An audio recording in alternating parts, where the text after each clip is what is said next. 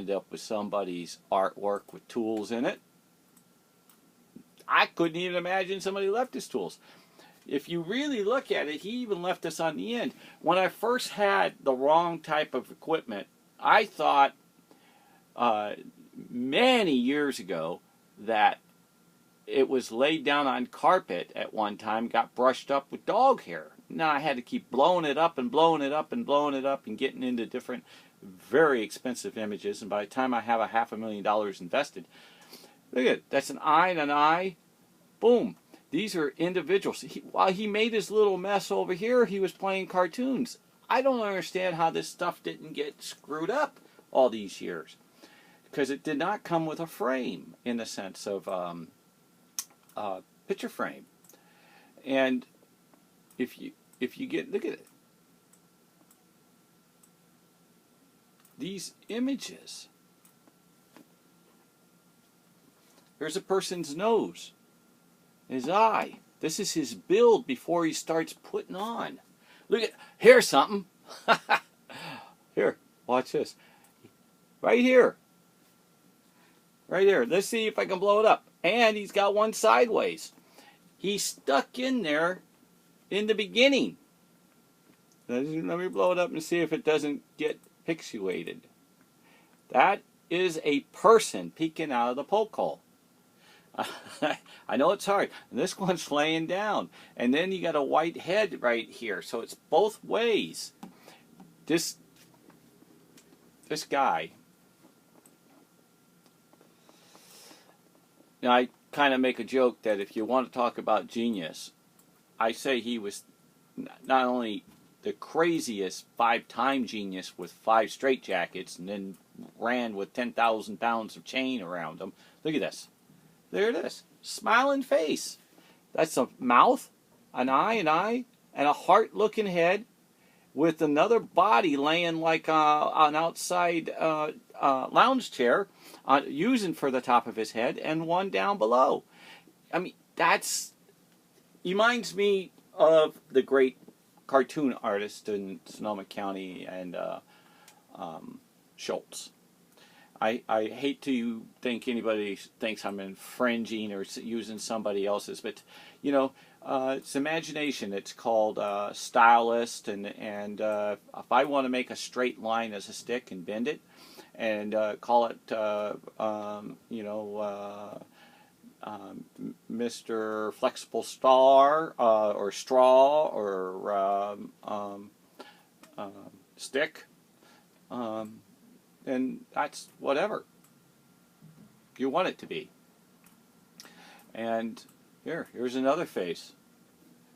Hey, and here's another one right here. It's the same. Oh, excuse me. It's the same one. Oh, here's another one right here. There's just so many. He's looking up. Here's his head. He's sitting right in here. He did his build. And what's kind of funny, the back of this painting, these things don't blow through. In other words, it's like he triple canvassed this thing. But it does. Whoops, sorry. But it doesn't look like he did, in a sense. I don't know how he did it. Let me make sure I didn't knock that out. Okay, didn't. All right, now we're back to work and see if I can get my big shoulder from bumping the works here. So I think you got the point. I'll get heavier into it. I'll have to check out this YouTube, see how good it is. But I got a lot more coming here. Zip that out. Now I want to show you something. Now those first were, again, the openings. Okay. Sometimes they're within some openings within that might be a micro that you can't see that is damaged. But here's one that is in her eye. Now we're talking, these images I've been showing you are in my painting, Medion. And I have over 40 photos to show you, but I'm only going to probably show you maybe, I might show you half today. I'm very tired. I've been stressed out trying to get this all done. Now this is the one section. This is one section of her eye. Now, for example, let me open this up. If you were to see that little itty bitty dot right there, that's there, okay? And that is the whole image. It's not her whole eye. This is like, what's that? About 1/5 of her whole eye right here being shown. And these are all these images he put in here. These are not just paint. Now, and I don't believe he ever just painted. Everything was an extreme purpose. But if you can see, this is a man's face. This is an upside down man with his head that makes this face. And then there's another body that makes his cheek and another piece. And then you got another body here and another body for his forehead and another one and another one and another one and another one, all for his hair. And then he has a little bear being built about another 20. And that's just this little section.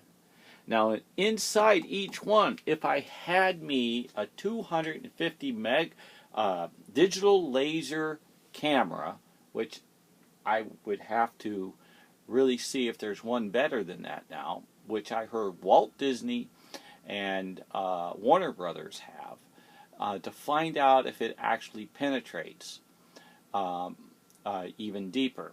But I have yet to find a good camera. And we're also talking depth of field. But if you take a look, this also right here is an outline, a pasty outline like Vaseline of person, a face and a face, kind of like the happy and sad symbol for an actor. And here's like a Santa Claus face. And here's another face and a shoulder. Now each piece of these, each one that builds each one, you're going to see tons and tons and tons more images. Now if you turn this body, here's a shoulder, here's a shoulder, here's a head with a nose, here's a head looking this way, and here's a head on the shoulder with a body going this way.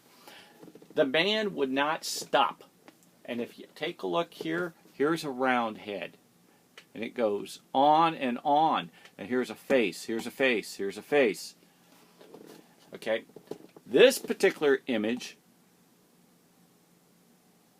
I have to research, but I'm almost positive that is the one in which he did his drawing in the diary that actually has the baby of the anatomy of his works. And it doesn't show the baby 100% from the view on the top. But when I go deeper even into that, which I have a different process, you have to follow the lines. So let's pretend this particular item, for an example, is something this big. Then you would have to go the inner piece and follow the lines around to see the one's foot that you'll have to follow and match the stars. Then you'll say, well, he didn't go this way, but he did go this way, then he went light. And that's what he did. So if you take a checkered piece of paper that has millions of matrix dots, like we used to when we had the old computers and used to slip the cards in and used to punch out the rectangle little squares, he punches out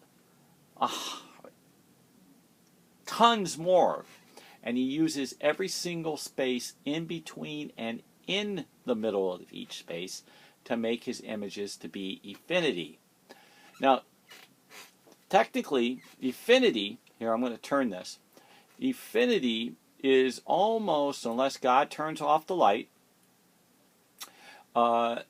is always with light. See, here's the body. Here's a face. See? Here's a face. That's a cat. It goes endless. Here's like a cow or a horse, and here's a face. These are all his images in which he portrays.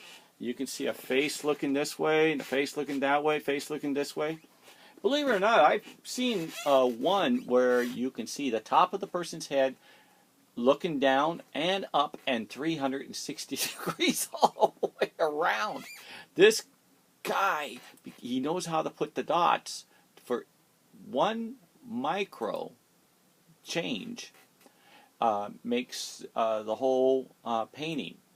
Now, like again, it took me over 5 years, 10 hours a day sitting in front of here to wonder how he did it. Thank goodness I'm good in math, but I'm still learning, and I don't have all the answers. I have theories, but if you take a triangle and you turn it 1/3, you still have a triangle. No matter how many times you turn it. If you have a circle, no matter how many times you turn it, it's 360 degrees, and it's always a circle. So now you got 360 degrees, not 3 turns like a triangle. You got 360. But if you made that image be a kidney shape, and each time you turned it 1 degree, 1 degree, it changes dramatically, especially the way he did. Like the triangle, I need to go back to get explained. If you move 1 dot off to the left or to the right, or up or down on the triangle to make one little bit different, each time you turn it, the triangle really changes. Well, that's what he does in a kidney shape or a zigzag, a circle. And he'll put 400 images in it. I just want to show you. Here's the face. Here's a head. Here's a body. Here's an arm. Here's another arm. He's got people building his own pyramid, and you can see it in reverse.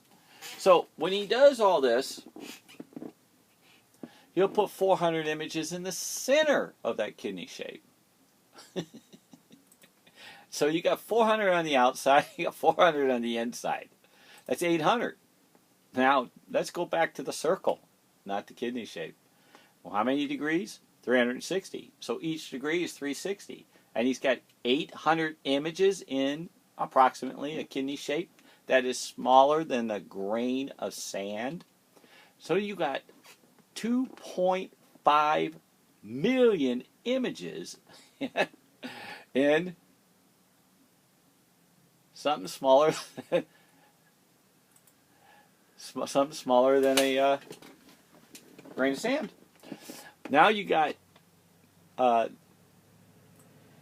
depth, then you got build, then you got chemistry, then you got shadow, then you got light, and of course light's infinity. But I only give light 10%. I give everything only 10% of each thing in which I just mentioned, because it wouldn't be fair, even though because I wouldn't be able to come up with a logical number except for this wild one I'm going to tell you. So you'll end up with 10 different builds, like 10 pieces of paper.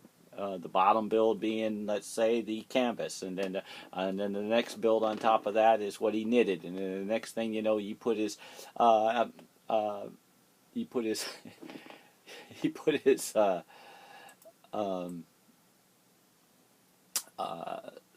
invisible ink on it, to where it transparent down to the side, where you can put your next layer, and it only shows up under different X-rays or different other chemicals, or you have to look at it a different way in different lighting, or you got a pole color.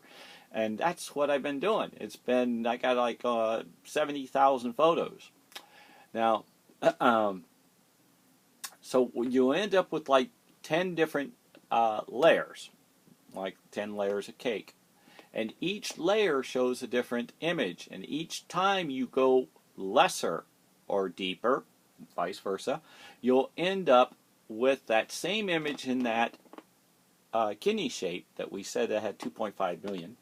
You can have over 25 billion images in his art.